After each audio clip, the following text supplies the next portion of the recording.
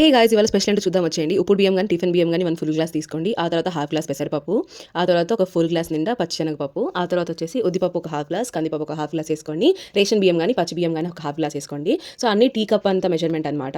So నీట్‌గా ఒక 2-3 times wash చేసేసుకోండి అన్ని పప్పులు, బియ్యం అంతా మొత్తం. సో ఇది వచ్చేసి ఓవర్ నైట్ సోక్ అవ్వాలన్నమాట. అందుకని వాష్ చేసిన తర్వాత వాటర్ పోసి అయితే ఓవర్ నైట్ పెట్టేయండి.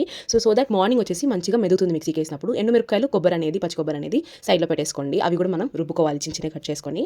సో నేనైతే తిరగబాత్ పెట్టాను ఇక్కడ, అంటే పోపు అనమాట అండి. నేనైతే ఆ క్లిప్ మిస్ అయింది, సారీ. సో ఆ క్లిప్లో ఏమంటే కొద్దిగా ఆయిల్ వేసుకొని మనం తిరగబాత్ చేసుకోవాలి. ఆవాలు, ఉద్దిపప్పు కానీ కొద్దిగా మనం ఏమంటారు ఇంగువ వేసుకొని, కరివేపాకు వేసుకొని, కొద్దిగా పచ్చనిపప్పు వేసుకొని ఆ పోపు దినుసులు అంటే ఆ తిరగబాత్ వచ్చేసి పిండిలోకి వేసేసుకొని బాగా మనం పిండి కలుపుకోవాలన్నమాట. చిన్న చిన్నగా కొంచెం థిక్గా చేసుకోండి, అద్భుతంగా ఉంటుంది, ఫుల్ ఫిల్లింగ్గా ఉంటుంది. డైట్లో ఉండే వాళ్ళకి తీసుకోవచ్చు, ఆయిల్తో కానీ గీతో కూడా వేసుకొని మనం చేసుకోవచ్చు. నేను కొద్దిగా పలసగా చూపించాను మీకు, పైగా చిన్నగానే పోసాను.